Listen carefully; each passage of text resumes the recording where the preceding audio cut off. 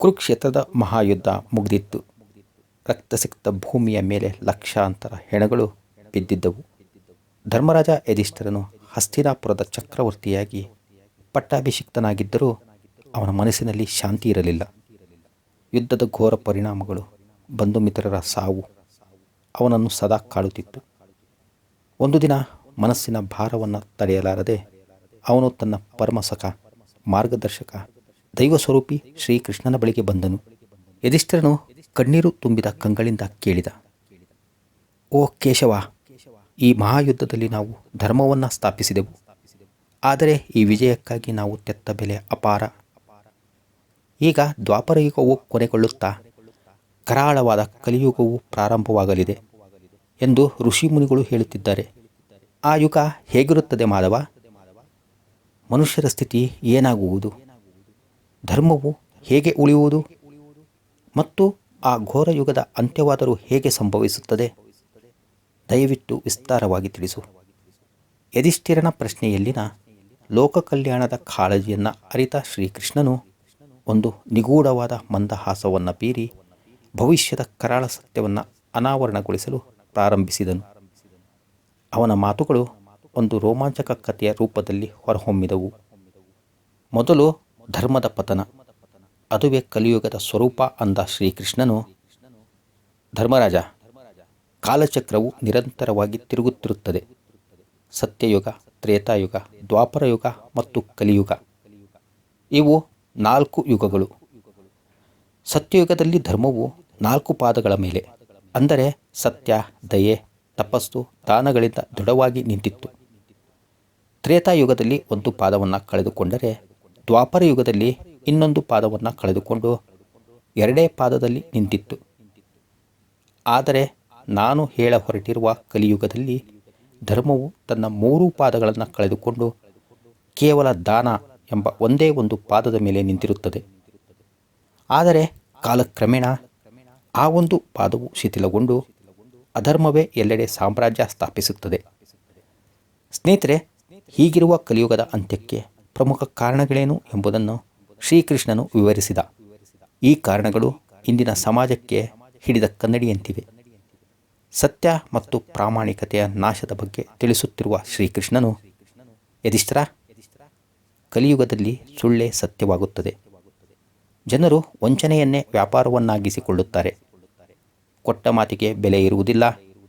ಧರ್ಮಗ್ರಂಥಗಳನ್ನು ತಮ್ಮ ಅನುಕೂಲಕ್ಕೆ ತಕ್ಕಂತೆ ತಿರುಚಿ ಜನರನ್ನು ದಾರಿ ತಪ್ಪಿಸುವ ಪಂಡಿತರು ಹುಟ್ಟಿಕೊಳ್ಳುತ್ತಾರೆ. ನ್ಯಾಯಾಲಯಗಳಲ್ಲಿ ಹಣವಿದ್ದವನಿಗೆ ನ್ಯಾಯ ಸಿಗುತ್ತದೆ ಎಂದ ಶ್ರೀಕೃಷ್ಣನು ಮಾನವೀಯ ಸಂಬಂಧಗಳ ಅವನತಿ ಬಗ್ಗೆ ಹೀಗೆ ಹೇಳಿದನು. ತಂದೆ ತಾಯಿಗಳು ಮಕ್ಕಳಿಗೆ ಭಾರವಾಗುತ್ತಾರೆ. ಮಕ್ಕಳು ಹೆತ್ತವರನ್ನು ವೃದ್ಧಾಶ್ರಮಗಳಿಗೆ ತಳ್ಳುತ್ತಾರೆ. ಗಂಡ ಹೆಂಡಿರ ಸಂಬಂಧ ಕೇವಲ ಲೈಂಗಿಕ ಆಕರ್ಷಣೆಗೆ ಸೀಮಿತವಾಗಿರುತ್ತದೆ. ಪ್ರೀತಿ ಗೌರವಗಳು ಮಾಯವಾಗುತ್ತವೆ. ಕುಟುಂಬಗಳು ಒಡೆದು ಚೂರಾಗುತ್ತವೆ. ಸಹೋದರರೇ ಆಸ್ತಿಗಾಗಿ ಪರಸ್ಪರ ರಕ್ತ ಹರಿಸಲು ಹಿಂಜರಿಯುವುದಿಲ್ಲ. ಇನ್ನು ಆಡಳಿತ ಮತ್ತು ಸಮಾಜದ ಭ್ರಷ್ಟಾಚಾರದ ವಿಚಾರ ವಿವರಿಸುತ್ತಾ, ರಾಜರು ಅಂದರೆ ಆಡಳಿತಗಾರರು ಜನರ ರಕ್ಷಕರಾಗುವ ಬದಲು ಭಕ್ಷಕರಾಗುತ್ತಾರೆ. ತೆರಿಗೆಗಳ ಸ್ವರೂಪದಲ್ಲಿ ಜನರ ರಕ್ತವನ್ನು ಹೀರುತ್ತಾರೆ. ಅವರೇ ದೊಡ್ಡ ಕಳ್ಳರಾಗುತ್ತಾರೆ. ಸಮಾಜದಲ್ಲಿ ಬಡವ ಬಲ್ಲಿದರ ನಡುವಿನ ಅಂತರವು ಪಾತಾಳಕ್ಕೆ ಕುಸಿಯುತ್ತದೆ. ಬಡವರು ಮತ್ತಷ್ಟು ಬಡವರಾದರೆ ಶ್ರೀಮಂತರು ಇನ್ನಷ್ಟು ಶ್ರೀಮಂತರಾಗುತ್ತಾರೆ. ಇವೆಲ್ಲಕ್ಕೂ ಮಿಗಿಲಾಗಿ ಆಧ್ಯಾತ್ಮಿಕತೆಯ ಅವನತಿ ಬಗ್ಗೆ ತಿಳಿಸುತ್ತಿರುವ ಶ್ರೀಕೃಷ್ಣನು, ಜನರು ದೇವರನ್ನು ಮರೆತು ಕೇವಲ ದೇಹದ ಸುಖಕ್ಕಾಗಿ ಬದುಕುತ್ತಾರೆ. ಹೊಟ್ಟೆ ತುಂಬಿಸಿಕೊಳ್ಳುವುದೇ ಜೀವನದ ಪರಮಗುರಿಯಾಗಿರುತ್ತದೆ. ದೇವಾಲಯಗಳು ವ್ಯಾಪಾರದ ಕೇಂದ್ರಗಳಾಗುತ್ತವೆ.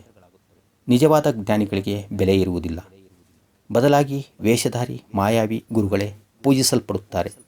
ಜನರು ಯಜ್ಞಯಾಗಾದಿಗಳನ್ನು ಮರೆತು ಕ್ಷುಲ್ಲಕ ಸುಖದ ಹಿಂದೆ ಓಡುತ್ತಾರೆ. ಈ ಎಲ್ಲ ಕಾರಣಗಳಿಂದ ಭೂಮಿಯು ಪಾಪದ ಭಾರದಿಂದ ನಲುಗಲು ಪ್ರಾರಂಭಿಸುತ್ತದೆ. ಪ್ರಕೃತಿಯು ತನ್ನ ಸಮತೋಲನವನ್ನು ಕಳೆದುಕೊಳ್ಳುತ್ತದೆ. ಧರ್ಮವು ಸಂಪೂರ್ಣವಾಗಿ ನಾಶವಾದಾಗ ಅದನ್ನು ಪುನಃ ಸ್ಥಾಪಿಸಲು ಒಂದು ಮಹಾಪ್ರಳಯವೇ ಅನಿವಾರ್ಯವಾಗುತ್ತದೆ. ಅದೇ ಕಲಿಯುಗದ ಅಂತ್ಯಕ್ಕೆ ಕಾರಣವಾಗುತ್ತದೆ ಎಂದು ಶ್ರೀಕೃಷ್ಣನು ಗಂಭೀರವಾಗಿ ನುಡಿದನು. ಯುಧಿಷ್ಠಿರನು ಬೆಚ್ಚಿ ಬಿದ್ದು ಕೇಳಿದ, ಕೇಶವ, ಅಂತ್ಯದ ಮುನ್ಸೂಚನೆಗಳು, ಪ್ರಳಯದ ಹೆಜ್ಜೆ ಗುರುತುಗಳು ಹೇಗಿರುತ್ತವೆ? ಆ ಘೋರ ಅಂತ್ಯವು ಸಮೀಪಿಸುತ್ತಿದೆ ಎಂದು ತಿಳಿಯುವ ಲಕ್ಷಣಗಳಾದರೂ ಯಾವುವು ಎಂದಾಗ ಭಗವಂತ ಶ್ರೀಕೃಷ್ಣನು ವಿವರಿಸಿದ್ದು ಹೀಗೆ: ಧರ್ಮರಾಜ, ಕಲಿಯುಗದ ಅಂತ್ಯವು ಹತ್ತಿರವಾದಂತೆ ಭೂಮಿಯ ಮೇಲೆ ಕೆಲವು ಸ್ಪಷ್ಟವಾದ ಸೂಚನೆಗಳು ಕಾಣಿಸಿಕೊಳ್ಳಲು ಪ್ರಾರಂಭಿಸುತ್ತವೆ. ಮನುಷ್ಯರ ಆಯಸ್ಸು ಗಣನೀಯವಾಗಿ ಕಡಿಮೆಯಾಗುತ್ತದೆ. 20-30 ವರ್ಷಕ್ಕೆ ಮುಪ್ಪಿನ ಚಿಹ್ನೆಗಳು ಕಾಣಿಸಿಕೊಳ್ಳುತ್ತವೆ. ಅವರ ಎತ್ತರವು ಕುಬ್ಜವಾಗುತ್ತದೆ, ಶಕ್ತಿಯು ಕುಂದುತ್ತದೆ ಮತ್ತು ಸ್ಮರಣ ಶಕ್ತಿಯು ಸಂಪೂರ್ಣವಾಗಿ ನಾಶವಾಗುತ್ತದೆ. ಒಟ್ಟಾರೆ ಮಾನವನ ಶಾರೀರಿಕ ಮತ್ತು ಬೌದ್ಧಿಕ ಅವನತಿಯಾಗಿ ಸೌಂದರ್ಯವನ್ನು ಕೇವಲ ಉದ್ದನೆಯ ಕೂದಲಿನಿಂದ ಅಳೆಯಲಾಗುತ್ತದೆ. ಮದುವೆಯಾಗದೆಯೇ ಸ್ತ್ರೀ ಪುರುಷರು ಒಟ್ಟಿಗೆ ವಾಸಿಸುವುದು ಸಹಜವೆನಿಸುತ್ತದೆ. ಸಂಪತ್ತೇ ಒಬ್ಬ ವ್ಯಕ್ತಿಯ ಯೋಗ್ಯತೆಯನ್ನು ನಿರ್ಧರಿಸುತ್ತದೆ. ಯಾವನ ಬಳಿ ಹಣವಿದೆಯೋ ಅವನೇ ಸಮಾಜದಲ್ಲಿ ಗೌರವಾನ್ವಿತನಾಗುತ್ತಾನೆ. ಇದು ಸಾಮಾಜಿಕ ಮೌಲ್ಯಗಳ ಪತನ. ಪ್ರಕೃತಿಯು ಮನುಷ್ಯನ ಮೇಲೆ ಮುನಿಸಿಕೊಳ್ಳುತ್ತಾಳೆ. ಮಳೆಯು ಕಾಲಕಾಲಕ್ಕೆ ಸರಿಯಾಗಿ ಬರುವುದಿಲ್ಲ. ನದಿಗಳು ಬತ್ತಿ ಹೋಗುತ್ತವೆ. ಭೂಮಿಯು ಬರಡಾಗುತ್ತದೆ. ಅಕಾಲಿಕ ಮಳೆ, ಭೀಕರ ಚಂಡಮಾರುತಗಳು, ಭೂಕಂಪಗಳು ಮತ್ತು ಪ್ರವಾಹಗಳು ಜನಜೀವನವನ್ನು ನಾಶ ಮಾಡುತ್ತವೆ. ಆಹಾರಕ್ಕಾಗಿ ಪರಸ್ಪರ ಕೊಲ್ಲುವ ಸ್ಥಿತಿ ನಿರ್ಮಾಣವಾಗುತ್ತದೆ. ಅಂತಿಮ ಘಟ್ಟದ ಸೂಚನೆಗಳು ಕಠೋರ. ಹಸುಗಳು ಹಾಲು ಕೊಡುವುದನ್ನು ನಿಲ್ಲಿಸಿದಾಗ ಅವುಗಳನ್ನು ಕರುಣೆ ಇಲ್ಲದೆ ಕಸಾಯಿಖಾನೆಗೆ ತಳ್ಳಲಾಗುತ್ತದೆ. ಮರಗಳು ಚಿಕ್ಕದಾಗುತ್ತವೆ.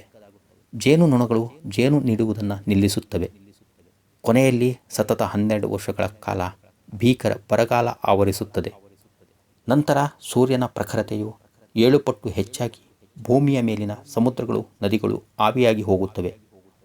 ತದನಂತರ ಪ್ರಳಯ ಕಾಲದ ಮೋಡಗಳು ಆವರಿಸಿ ಸತತ 100 ವರ್ಷಗಳ ಕಾಲ ಆನೆಯ ಸೊಂಡಿಲಿನ ಗಾತ್ರದ ಮಳೆ ಸುರಿದು ಇಡೀ ಭೂಮಂಡಲವು ಜಲಾವೃತವಾಗುತ್ತದೆ. ಈ ಮಾತುಗಳನ್ನು ಕೇಳುತ್ತಾ ಯುಧಿಷ್ಠಿರನ ದೇಹವು ನಡುಗಿತು. ಅವನು ಭಯಭೀತನಾಗಿ, ಹಾಗಾದರೆ ಒಳ್ಳೆಯವರಿಗೆ, ಸಜ್ಜನರಿಗೆ ಗತಿಯೇನು ಕೃಷ್ಣ ಎಂದು ಕೇಳಿದ ಪ್ರಶ್ನೆಗೆ ಉತ್ತರಿಸಿದ ಭಗವಂತ, ಪ್ರಳಯದ ನಾಯಕ ಕಲ್ಕಿ ಅವತಾರದ ಬಗ್ಗೆ ಅಭಯದ ನಗೆಯನ್ನು ಬೀರಿ, ಯದಾ ಯದಾ ಹಿ ಧರ್ಮಸ್ಯ ಗ್ಲಾನಿರ್ಭವತಿ ಭಾರತ ಎಂದು ನಾನು ಗೀತೆಯಲ್ಲಿ ಹೇಳಿದ ಮಾತು ಸರ್ವಕಾಲಿಕ ಸತ್ಯ. ಅಧರ್ಮವು ತಾಂಡವಾಡುತ್ತಿರುವಾಗ ಸಜ್ಜನರನ್ನು ರಕ್ಷಿಸಲು ಮತ್ತು ದುಷ್ಟರನ್ನು ಶಿಕ್ಷಿಸಲು ನಾನು ಮತ್ತೆ ಅವತರಿಸುತ್ತೇನೆ. ಕಲಿಯುಗದ ಅಂತ್ಯದಲ್ಲಿ ಉತ್ತರ ಭಾರತದ ಶಂಬಾಲ ಎಂಬ ಗ್ರಾಮದಲ್ಲಿ ವಿಷ್ಣುಯಶ ಎಂಬ ಶ್ರೇಷ್ಠ ಬ್ರಾಹ್ಮಣನ ಮನೆಯಲ್ಲಿ ನಾನು ಕಲ್ಕಿ ಎಂಬ ಹೆಸರಿನಿಂದ ಅವತಾರ ತಾಳುತ್ತೇನೆ. ನಾನು ದೇವದತ್ತ ಎಂಬ ಬಿಳಿ ಕುದುರೆಯನ್ನು ಏರಿ ಕೈಯಲ್ಲಿ ಪ್ರಜ್ವಲಿಸುವ ಖಡ್ಗವನ್ನು ಹಿಡಿದು ಭೂಮಿಗೆ ಇಳಿದು ಬರುತ್ತೇನೆ. ಅಂದು ನಾನು ಕಲ್ಕಿಯಾಗಿ ನನ್ನ ದೈವಿಕ ಶಕ್ತಿಯಿಂದ ಕೇವಲ 3 ದಿನಗಳಲ್ಲಿ ಇಡೀ ಭೂಮಿಯ ಮೇಲೆ ಸಂಚರಿಸಿ ಅಧರ್ಮದ ಹಾದಿ ಹಿಡಿದ ರಾಜರು, ಭ್ರಷ್ಟರು, ಪಾಪಿಗಳು ಮತ್ತು ಸಮಾಜಘಾತಕರನ್ನು ನಿರ್ನಾಮ ಮಾಡುತ್ತೇನೆ. ನನ್ನ ಖಡ್ಗದ ಹೊಡೆತಕ್ಕೆ ಕೋಟ್ಯಾಂತರ ದುರುಳರು ಯಮಪುರಿ ಸೇರುತ್ತಾರೆ. ಇದರಿಂದ ದುಷ್ಟ ಸಂಹಾರವಾಗುವುದು. ಈ ಮಹಾವಿನಾಶದ ಸಮಯದಲ್ಲಿ ಅಲ್ಲಲ್ಲಿ ಅಡಗಿಕೊಂಡು ತಮ್ಮ ಧರ್ಮವನ್ನು ಬಿಡದೆ ಬದುಕುತ್ತಿರುವ ಕೆಲವು ಸತ್ಪುರುಷರು, ಇವರನ್ನೇ ಸಜ್ಜನರಾಗಿ ಕಲ್ಕಿಯು ರಕ್ಷಿಸುತ್ತಾನೆ. ಇವರೇ ಮುಂದಿನ ಸತ್ಯಯುಗದ ಬೀಜಗಳಾಗುತ್ತಾರೆ. ದುಷ್ಟರ ಸಂಹಾರದ ನಂತರ ಭೂಮಿಯನ್ನು ಆವರಿಸಿದ ಪಾಪದ ಹೊರೆಯು ಇಳಿಯುತ್ತದೆ. ಪ್ರಳಯದ ಮಳೆಯು ಭೂಮಿಯನ್ನು ತೊಳೆದು ಶುದ್ಧಗೊಳಿಸುತ್ತದೆ. ನಂತರ ಕಲ್ಕಿಯು ಅಶ್ವಮೇಧ ಯಾಗವನ್ನು ಮಾಡಿ ಧರ್ಮವನ್ನು ಪುನಃ 4 ಪಾದಗಳ ಮೇಲೆ ಸ್ಥಾಪಿಸುತ್ತಾನೆ. ಹೀಗೆ ಕಲ್ಕಿಯ ಧರ್ಮಸ್ಥಾಪನೆಯ ನಂತರ ಹೊಸ ಸುವರ್ಣಯುಗ, ಸತ್ಯಯುಗವು ಪ್ರಾರಂಭವಾಗುತ್ತದೆ ಎಂದು ಭರವಸೆಯ ದನಿಯಲ್ಲಿ ಹೇಳಿದ ಶ್ರೀಕೃಷ್ಣನು ಸುವರ್ಣ ಯುಗದ ಲಕ್ಷಣಗಳ ಬಗ್ಗೆ ತಿಳಿಸುತ್ತಾ, ಈ ಯುಗದಲ್ಲಿ ಮನುಷ್ಯರು ಮತ್ತೆ ದೀರ್ಘಾಯುಷಿಗಳು, ಆರೋಗ್ಯವಂತರು, ಜ್ಞಾನಿಗಳು ಆಗುತ್ತಾರೆ. ಸಮಾಜದಲ್ಲಿ ಜಾತಿ, ಮತ, ಬಣ್ಣಗಳ ಭೇದವಿರುವುದಿಲ್ಲ. ಎಲ್ಲರೂ ಸಮಾನತೆಯಿಂದ ಬದುಕುತ್ತಾರೆ. ಭೂಮಿಯು ಮತ್ತೆ ಫಲವತ್ತಾಗಿ ಸಮೃದ್ಧಿಯ ಆಗರವಾಗುತ್ತದೆ. ಸತ್ಯ, ಪ್ರೀತಿ, ಕರುಣೆ ಮತ್ತು ಧರ್ಮವು ಎಲ್ಲೆಡೆ ನೆಲೆಸುತ್ತದೆ. ಮನಸ್ಸಿನಲ್ಲಿ ಕೆಟ್ಟ ಆಲೋಚನೆಗಳೇ ಬಾರದಂತಹ ದೈವಿಕ ವಾತಾವರಣ ನಿರ್ಮಾಣವಾಗುತ್ತದೆ ಎಂದು ತನ್ನ ಭವಿಷ್ಯವಾಣಿಯನ್ನು ಮುಗಿಸಿದ ಶ್ರೀಕೃಷ್ಣನು ಯುಧಿಷ್ಠಿರನಿಗೆ ಹೇಳಿದನು. ಧರ್ಮರಾಜ, ಕಲಿಯುಗದ ಕರಾಳತೆಯ ಬಗ್ಗೆ ಕೇಳಿ ನೀನು ಭಯಪಡಬೇಡ. ಇದು ಕಾಲಚಕ್ರದ ನಿಯಮ. ಕತ್ತಲೆಯ ನಂತರ ಬೆಳಕು ಬಂದೇ ಬರುತ್ತದೆ. ಈ ಕಥೆಯು ಜನರಿಗೆ ಎಚ್ಚರಿಕೆಯಾಗಬೇಕು.